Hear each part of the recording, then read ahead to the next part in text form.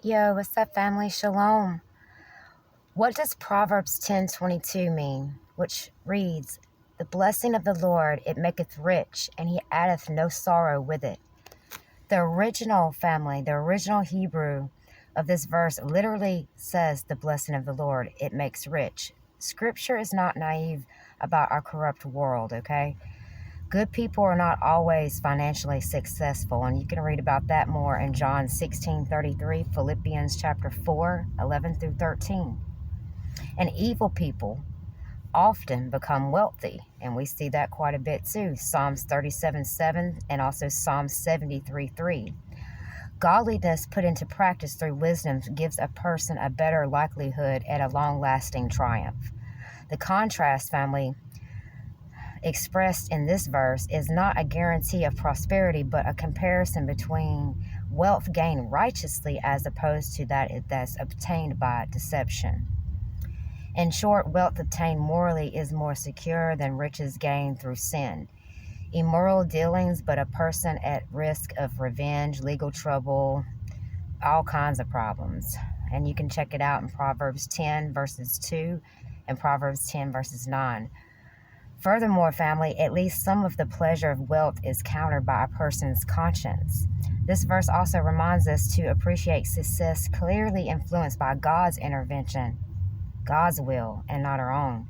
In Deuteronomy 8, the Lord reminded the people of Israel that he had freed them from Egypt and led them into the promised land, a good land, a land of brooks of water, of fountains and springs, a land of wheat and barley, of vines and fig trees and pomegranates, and a land of olive trees and honey, a land in which you will eat the bread without secrecy, in which you will lack nothing.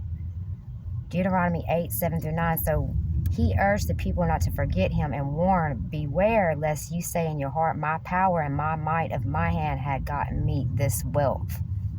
Okay? Deuteronomy 8, 17.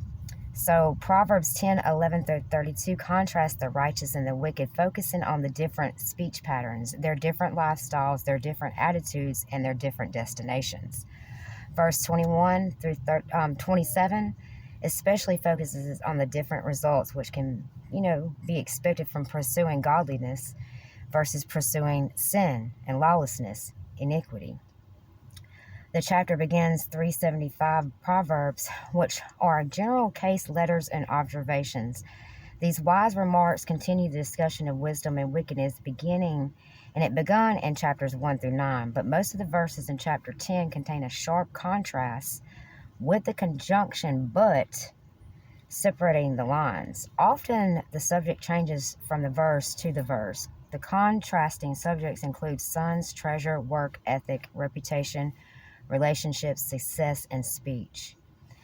In Proverbs 7 through 9, chapters 7 through 9, Solomon contrasts wisdom and wickedness in the symbolic persons of a lady wisdom and a woman of folly, right? He calls upon his sons or students to choose wisdom, and he points out the benefits of choosing wisdom and also the disastrous results of choosing wickedness and choosing to walk in their own way. Chapter 10 presents vivid contrast between wisdom and wickedness in many of life's settings, many things that we face today. These comparisons continue into chapter 11, family.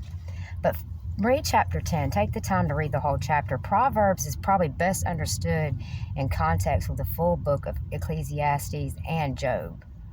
In Proverbs, wisdom, quote unquote, is given in short, simple, general terms. Ecclesiastes represents wisdom based on observation and experience. This often shows how general principles of the book of Proverbs don't apply in absolutely every circumstance. Job represents wisdom based on experience of suffering and injustice.